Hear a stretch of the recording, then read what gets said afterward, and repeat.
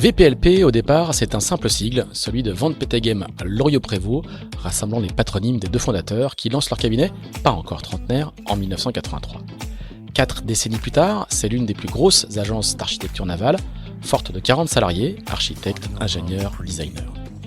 Née de la compétition, où elle a remporté toutes les courses, ou presque, l'agence s'est diversifiée dès le début dans la croisière, puis dans le maritime, jusqu'à concevoir un roulier de 120 mètres de long doté d'ailes rigides, canopées, lancé en 2023. En 40 ans, ces 3 pôles d'activité ont produit plus de 200 plans, soit plus de 7000 bateaux dessinés par VPLP, qui naviguent partout dans le monde. Dans ce podcast en 6 épisodes, lancé à l'occasion de son 40e anniversaire, nous retraçons les grandes étapes de la saga VPLP, en compagnie de ceux qui la vivent aujourd'hui. Depuis la passion du multicoque des débuts, qui imprègne toujours l'équipe, jusqu'aux innovations dans la propulsion décarbonée, désormais marque de fabrique de l'agence. Bienvenue à bord de VPLP Design, 40 ans d'architecture navale, un podcast de VPLP produit par Tip & Shaft Studio. Pour ce premier épisode de la saga des 40 ans de VPLP, nous recevons Xavier Guilbeault. Salut Xavier. Salut. Xavier, tu es architecte naval associé au sein de VPLP et plus particulièrement en charge des multicoques et en particulier ces dernières années des ultimes. Donc le multicoque, c'est quand même l'ADN de départ de cette boîte. Comme à chaque épisode de la saga, les 6 épisodes qu'on va faire ensemble, on prend une date pivot et avec toi on fait simple, on prend la date de la création parce qu'en fait dès la création de VPLP, elle part sur des multicoques, sur un multicoque de course. Bah effectivement, et comme tu l'as dit si bien, comme tu l'as résumé, 40 ans de VPLP ont commencé en 83 par un premier multicoque que Marc et Vincent ont eu la chance de dessiner grâce à des connexions et voilà. Donc c'était le bateau Gérard Lambert pour Bernard Lévy. Vincent Lévy. Et effectivement tout est parti de là et après ils ont enchaîné des tas de bateaux de course grâce au premier résultat de ce bateau-là qui courait des courses à la Trinité-sur-Mer notamment, et donc ils ont été repérés par Florence Artaud, Olivier de Kersauzon. Voilà, tous ces gens Le Cam. Ça démarre super vite, hein. Ils sont tout jeunes, mais très vite, ça, les commandes et les comment on va dire les prises d'intérêt affluent, quoi. Bah effectivement, la mayonnaise a pris assez vite. Ils savaient depuis un moment qu'ils avaient envie de travailler ensemble, et puis quand il y a eu cette opportunité de faire ce bateau-là, ils se sont dit on y va, banco, et ça a tout de suite marché. Le bateau a bien marché. Les gens l'ont remarqué et ils ont eu l'opportunité de faire d'autres bateaux à suivre assez rapidement. Donc ouais, c'était un pari et c'est parti comme ça, quoi.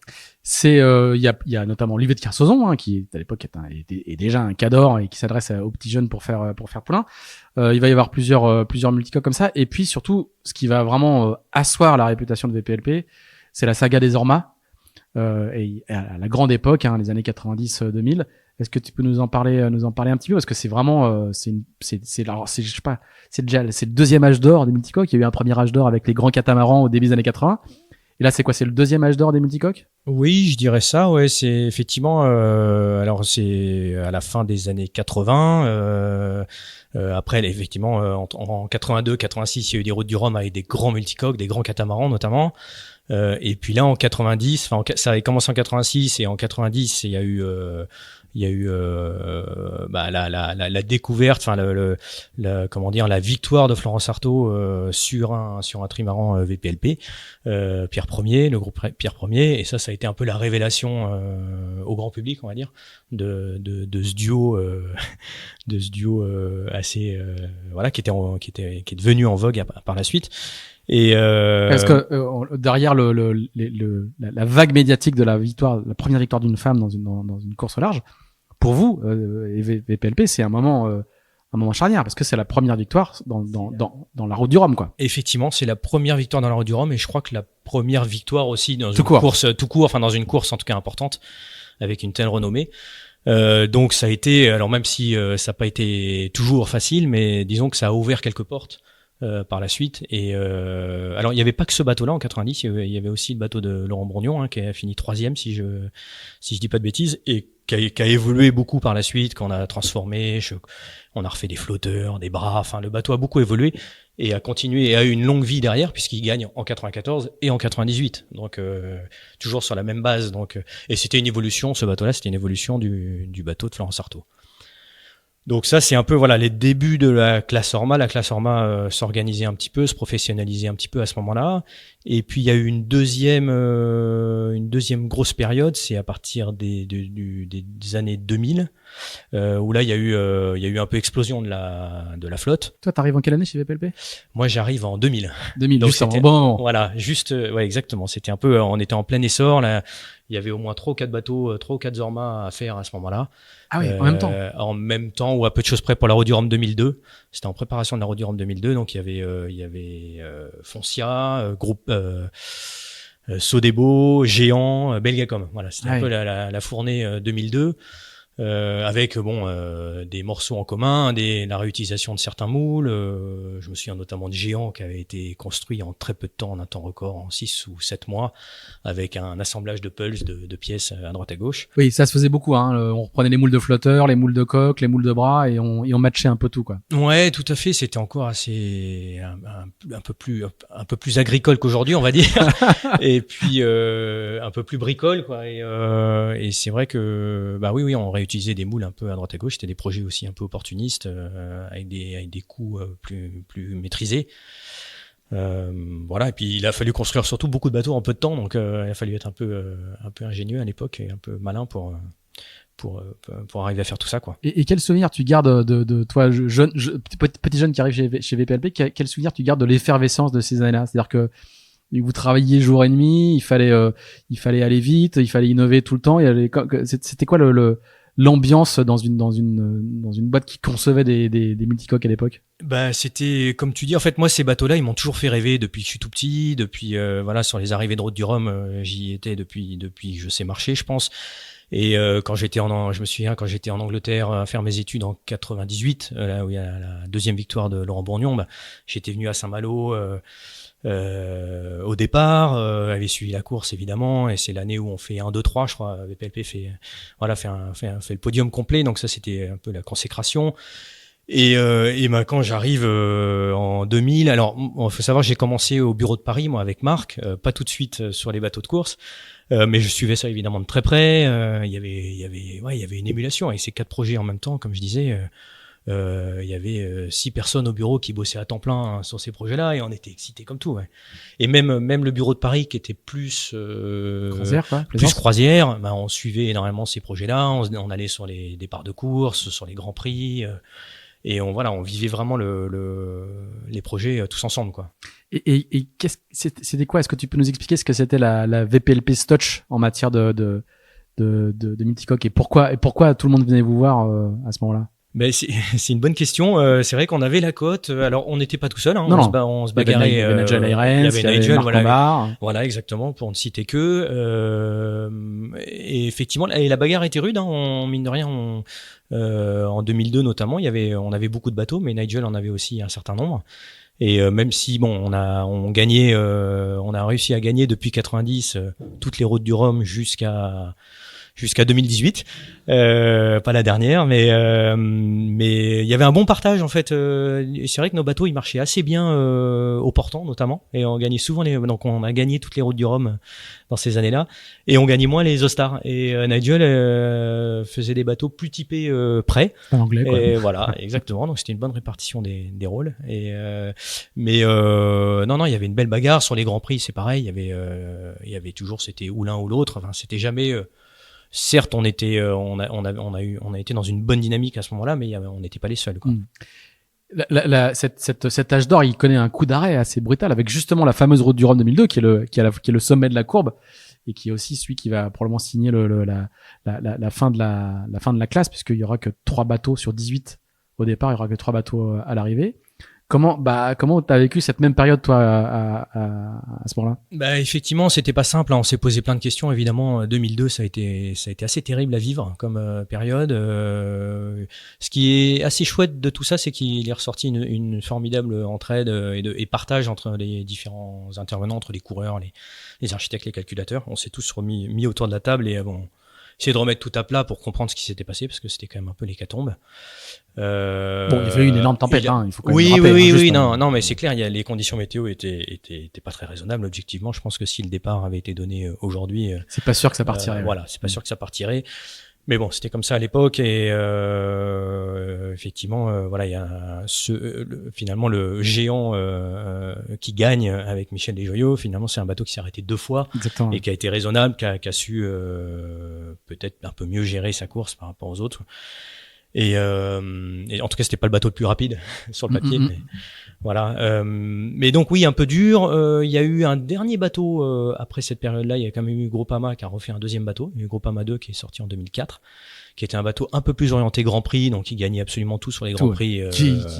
D'aucuns disent qu'il était tellement bien et tellement rapide qu'il a lui-même participé à la fin de la classe en dominant sans partage, quoi. C'est effectivement, c'est ce qui a été beaucoup dit à l'époque. Quand il y a une telle domination d'un bateau, ça écœure un peu les autres, effectivement, et ça a sans doute fait un peu de mal à la classe.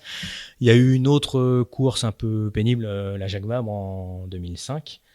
Où il y a eu un petit peu de dégâts aussi suite à des mauvaises conditions. Donc voilà, il y a eu tout ça a été un peu les sponsors ont commencé à en avoir marre.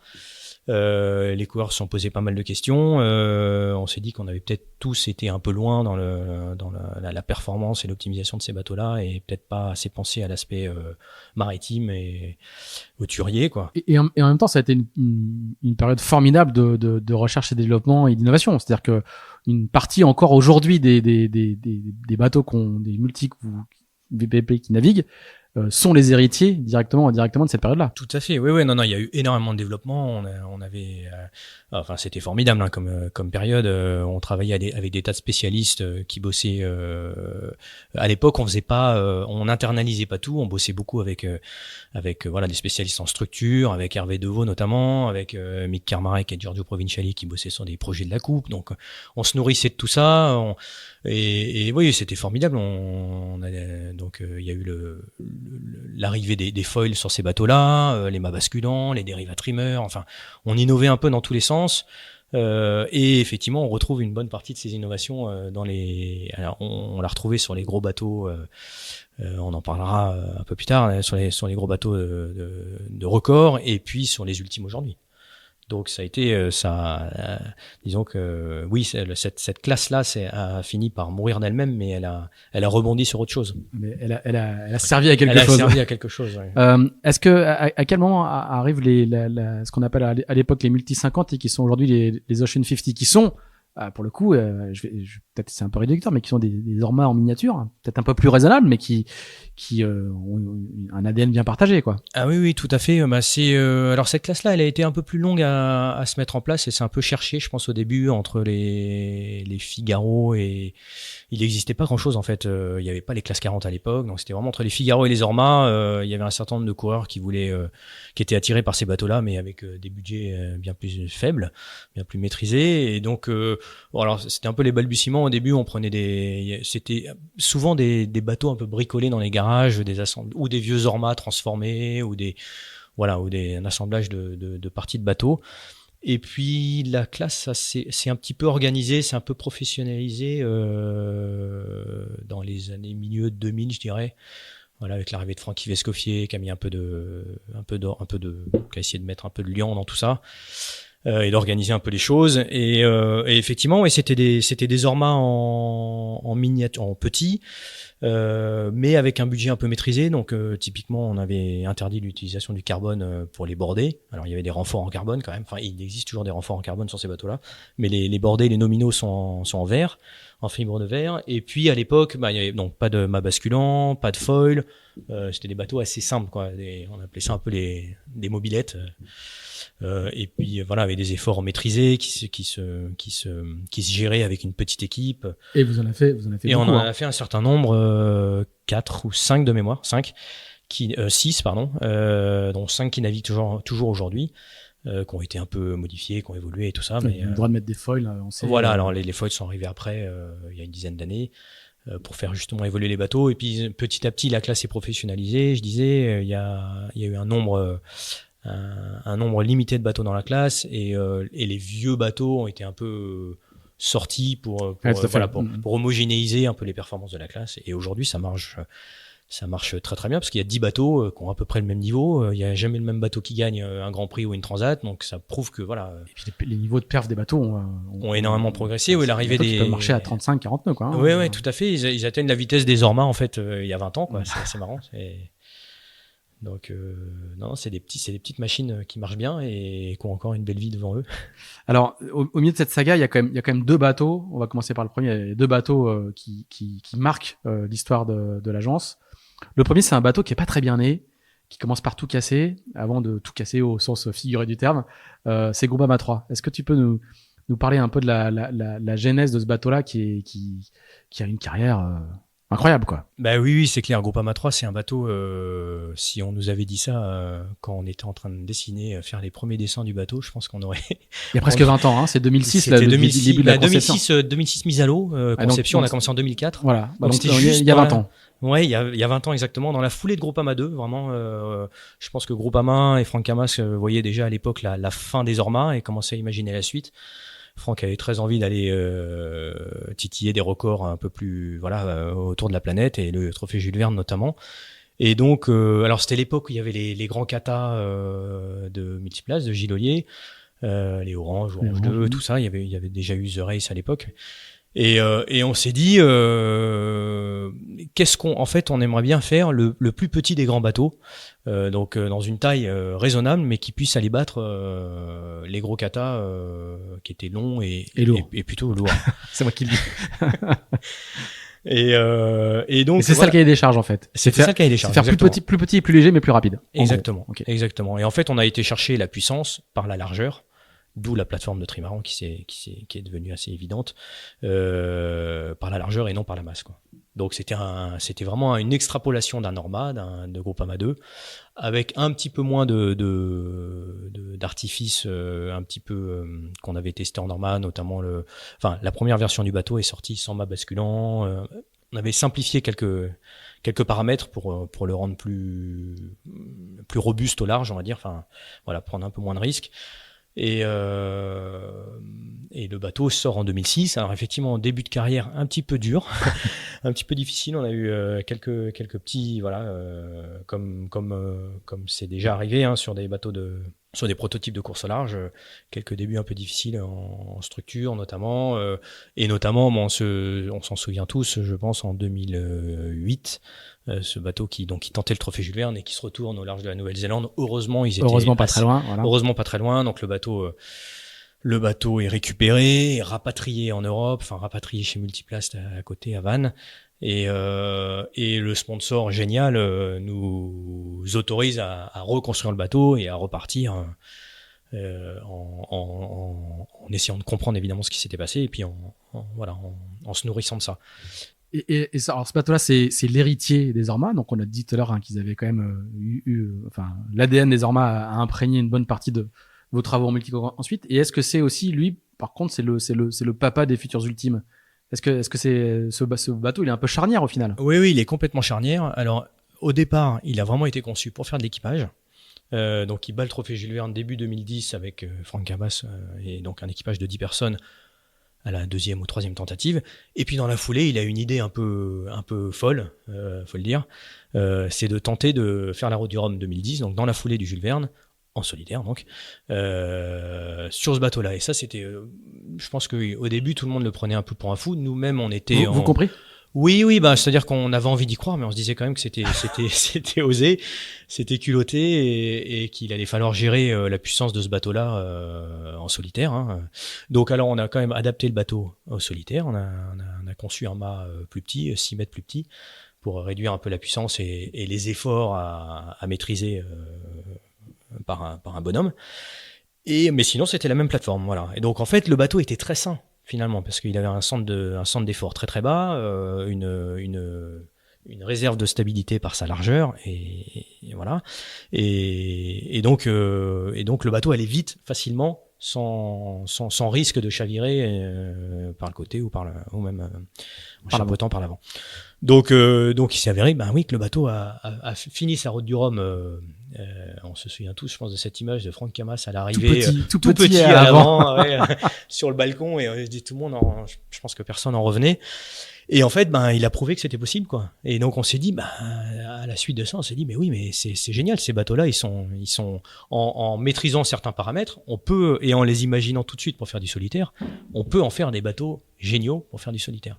Et donc, c'est un peu, ce bateau-là nourrit un peu les réflexions les réflexions autour de la création de la classe ultime, finalement. Alors, il va gagner la Route du Rhum suivante. Les 2 routes du Rhum suivantes, pardon, il a un palmarès incroyable avec Loïc Perron d'abord en 2014 et Francis Joyon ensuite en 2018. Et il est toujours détenteur du trophée Jules Verne, avec Francis Joyon, alors pour le coup en 2017, si ma mémoire est bonne, je crois. Hein.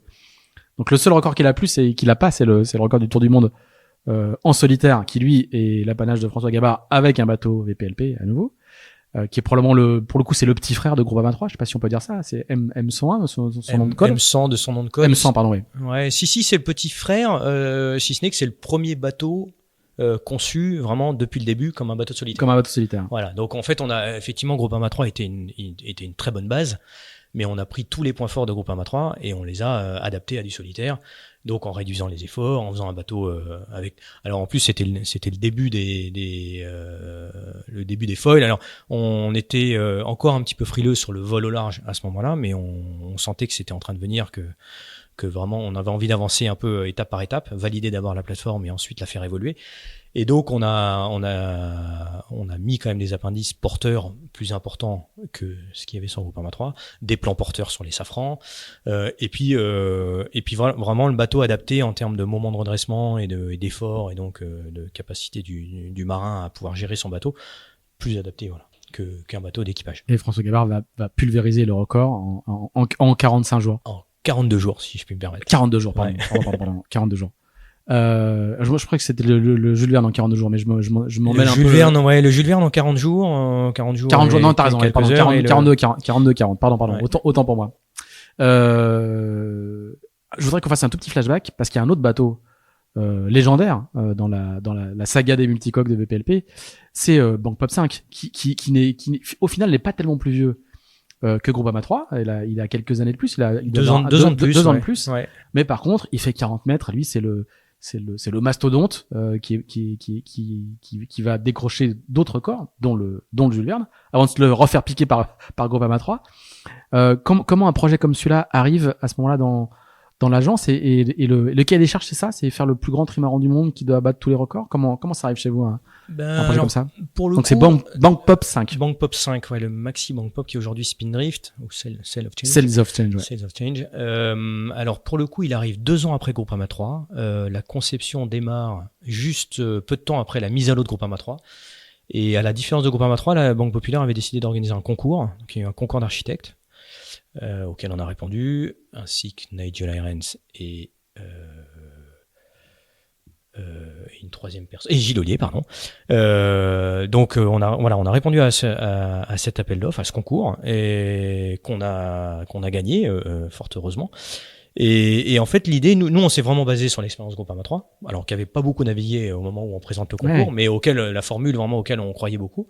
Par contre, avec vraiment, avec l'idée d'aller, alors à l'époque, il y avait Orange 2 qui naviguait, qui détenait le trophée Jules Verne en 50 jours.